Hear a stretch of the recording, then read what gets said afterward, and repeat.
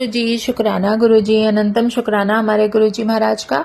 ओम नमः शिवाय। शिव जी सदा सहाय। ओम नमः शिवाय। गुरु जी सदा सहाय। शुक्राना अनंतम शुक्राना। अब 28 चैप्टर है यतिनाथ हंसरूप शंकर का अवतार वर्णन। अब शंकर भगवान का जो अगला अवतार है उसके बारे में बताया गया है। नंदीश्वर बोलते हैं, हे प्राज्ञ, हे मुने सुनो, पहले जो आनंददायक यतिनाथ नामक परमात्मा शिव का अवतार हुआ है और कहता हूँ हे मुनीश्वर, अर्बुदाचल नामक पर्वत के निकट भील के वंश में उत्पन्न हुआ आहुक नाम का एक भील रहता था। उसकी स्त्री आहुका बड़ी पतिव्रता थी।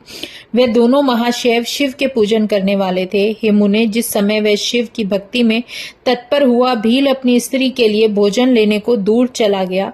इसी अवसर में उसी भील के घर शिवजी सन्यासी का रूप धारण करके शाम के समय उसकी परीक्षा के लिए आ गए। उसी समय वह गृहस्थी आहुक अपने घर पर आ गया और बुद्धिमान ने प्रेम से सन्यासी का सत्कार किया।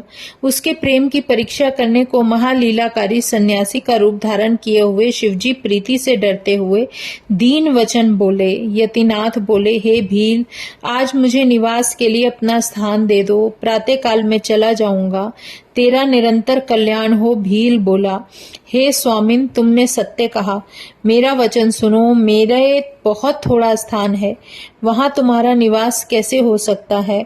नंदीश्वर बोले, इस प्रकार उस भील के कहने पर वह सन्यासी जाने की इच्छा करने लगा। तभी भीलनी ने विचार कर अपने स्वामी से मीठे वचनों में कहा।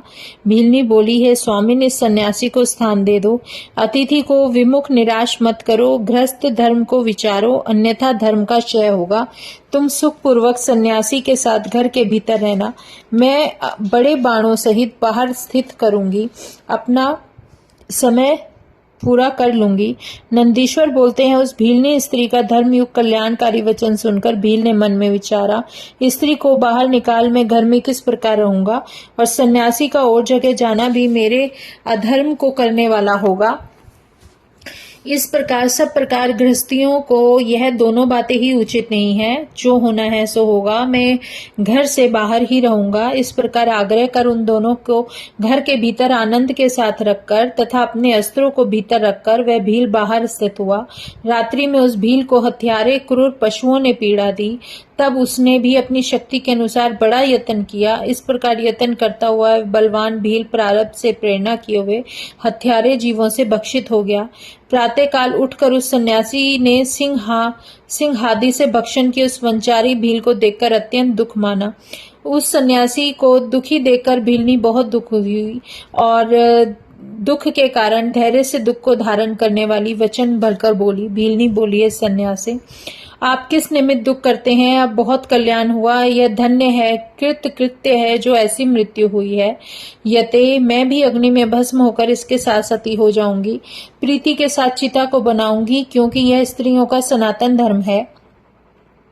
ऐसा वचन सुनकर उसका हित मान स्वयं सन्यासी से चिता रचवाई और उसमें प्रवेश कर गई।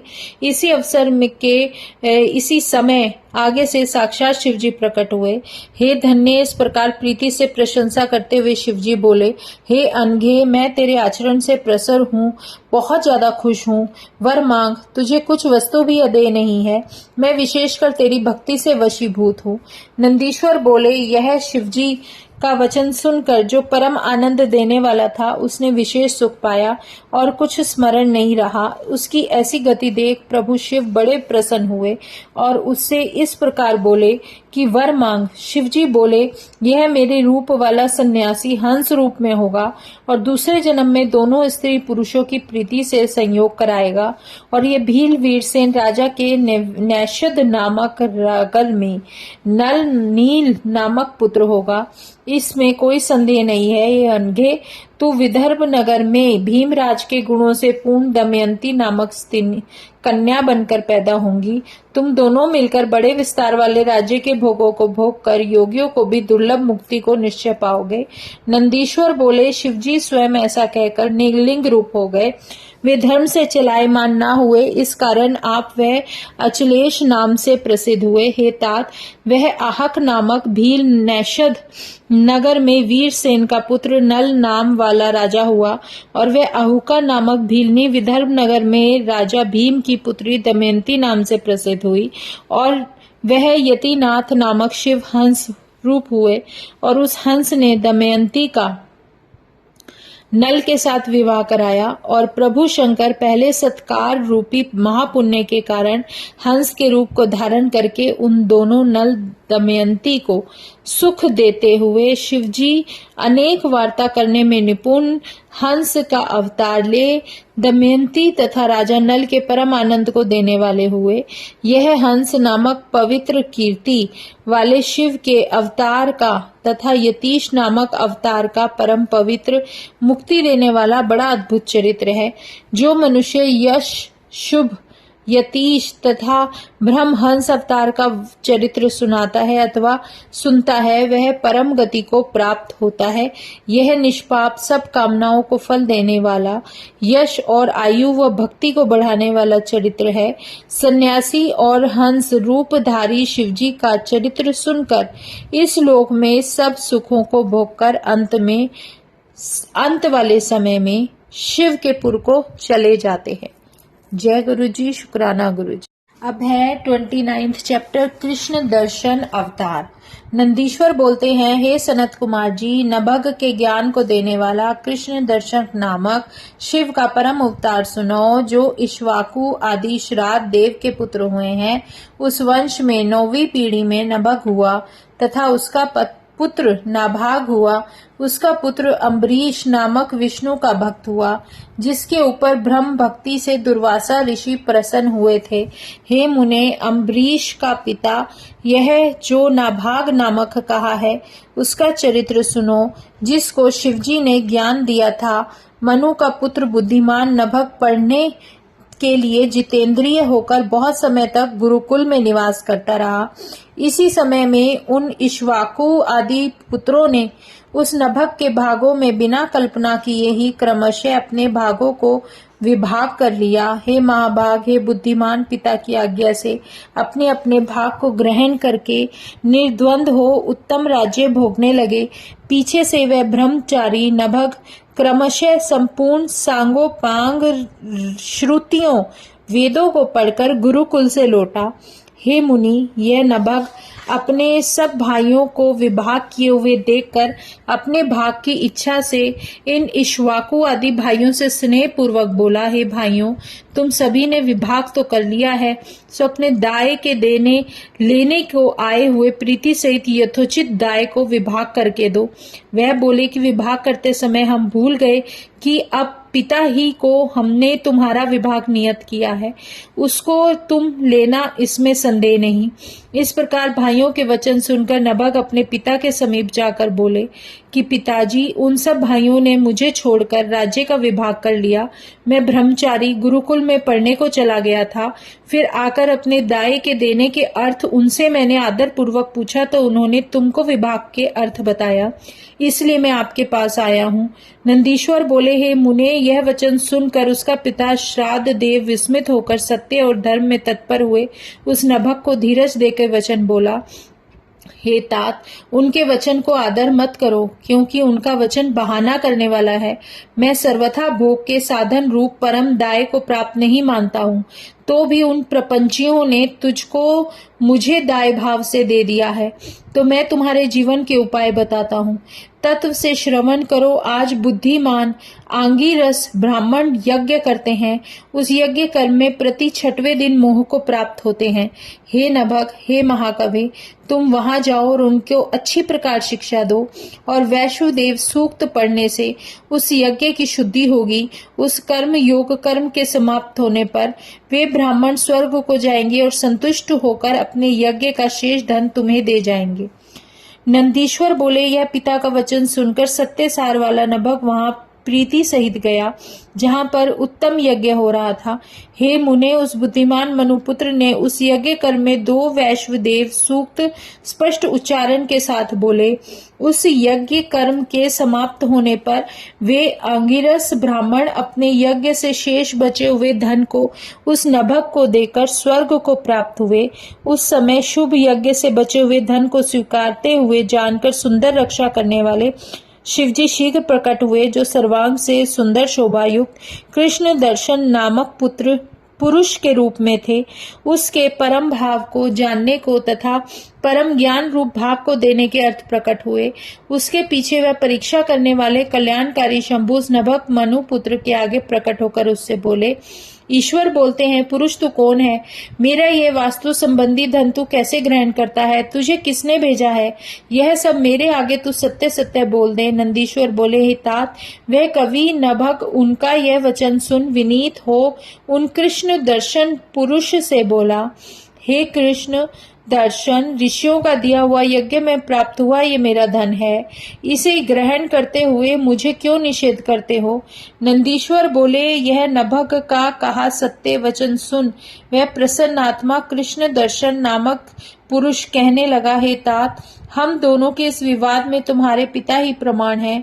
जाओ उससे पूछ लो, वह तुम्हारे प्रमाण को सत्य सत्य कहेगा।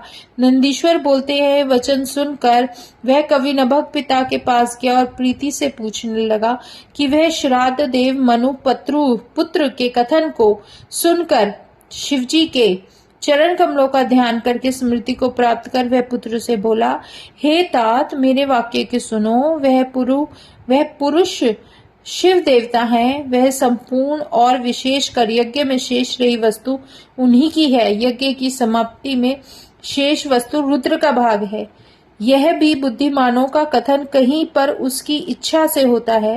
हे विभो, ये ईश्वर देव यज्ञ में बची सब वस्तु लेने के योग्य है, इसमें कुछ संशय नहीं है। उनकी इच्छा से दूसरे पुरुष का वस्तु है ही क्या? हे नभक, तेरे ऊपर अनुग्रह करके शिव प्रभु उस रूप में प्रकट हुए हैं। वहां तू जा और सत्य कहकर उनको प्रसन्न कर और अपने अपराध को क्षमा तथा प्रणाम करके स्तुति कर। वह सबके प्रभु अखिलेश्वर शिवजी यज्ञ के अधिपति हैं। हे तात, विष्णु तथा ब्रह्मा आदि देवता, सिद्ध और सब ऋषि उनके अनुग्रह से सब कर्मों को देने में समर्थ होते हैं। वे श्रेष्ठ आत्मज, बहुत कहने से क्या प्रयोजन है? तुम वहां जाओ, देर मत करो। सब प्रकार से सबके ईश्वर महादेव को प्रसन्न करो। नंदीश्वर बोले, यह कहकर श्राद्ध देव मनु शीघ्र अपने पुत्र को शिवजी के समीप भेजकर नभग उनको प्राप्त होकर प्रणाम कर अंजलि बांधकर माथा झुकाकर प्रसन्नचित होकर बुद्धिमान पूर्वक विनय से बोला। नभग बोलता है, हे ईश, जो कुछ तीनों लोकों में है सो तुम्हारी ही वस्तु है। फिर यज्ञ में शेष हुई की है तो क्या हुआ? इस प्रकार मेरे पिता ने निश्चय कहा है। नाथ, मैंने बिना जाने जो वचन तुमको भ्रम से कहे, उस अपराध को आप क्षमा कर दो। मैं सिर से आपको नमन करता हूँ। यह कहकर दीन बंधु नामक हाथ जोड़े नम्रता पूर्वक नभक उन कृष्ण दर्शन की स्तुति करने लगे और उसका पिता बुद्धिमान शुद्ध आत्मा नामक नम्र हुआ और श्राद्ध देव से उन प्रभु को संतुष्ट करने लगा। नमस्कार करके अपने अपराध को क्षमा मांगने लगा। इसी अवसर में वहां विद्यमान जो भी बुद्धि के साथ विष्णु, ब्रह्मा तथा इंद्र आदि सब सिद्ध और मुनि आए हुए थे, सब हाथ बांधे हुए महा उत्सव करने लगे और नृत्य करने लगे। पृथक भक्ति से प्रणाम करके नृत्य सहित स्तुति करने लगे। तब वह शिव रूप कृष्ण दर्शन से प्रसन्न हो उन सबों को कृपा दृष्टि से देखकर प्रीति सहित हंसते हुए नभग से बोले।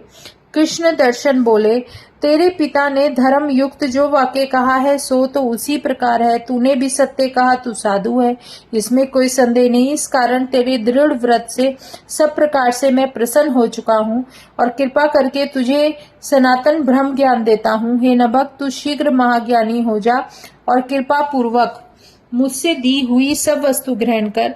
हे महामते, इस संसार में सब सुखों को निर्विकार भोग और मेरी कृपा से तू सुंदर गति को प्राप्त होगा। नंदीश्वर बोले, हे तात, यह कहकर सत्यवादियों पर दया करने वाले वह भगवान शिव उन देखने वालों के आगे ही वहीं पर अंतर ध्यान हो गए। हे मुनि सत्तम, विष्णु, ब्रह्मा तथा इंद्र आदि संपूर्ण देवता प्रीति सहित आनंद से सबको नमस्कार करके अपने अपने धामों को चले गए। अपने पुत्र नभग सहित वह श्राद्ध देव भी प्रसन्नता से अपने स्थान को गया और अनेक भोगों को भोग कर अंत में शिवलोक को प्राप्त हुआ। हे ब्राह्मण, इस प्रकार कृष्ण दर्शन नामक शिव का अवतार तुमसे कहा, जो नभक को आनंद देने वाला है, वह पापों को नष्ट करने वाला तथा सत्पुरुषों को भोग, मोक्ष और पढ़ने तथा सुनने वालों को सब कामनाओं के फल देने वाला चरित्र है। जो मनुष्य इस चरित्र को प्रातः काल तथा सायंकाल स्मरण करता है, वह बुद्धिमान, कवि तथा मंत्रों को जानने वाला होता है और अंत में परम गति प्राप्त करता है। जय गुरु जी। शुक्राना गुरु जी, अनंतम शुक्राना हमारे गुरु जी महाराज का। ओम नमः शिवाय, शिव जी सदा सहाय। ओम नमः शिवाय, गुरु जी सदा सहाय। शुक्राना, अनंतम शुक्राना। जय गुरु जी, जय।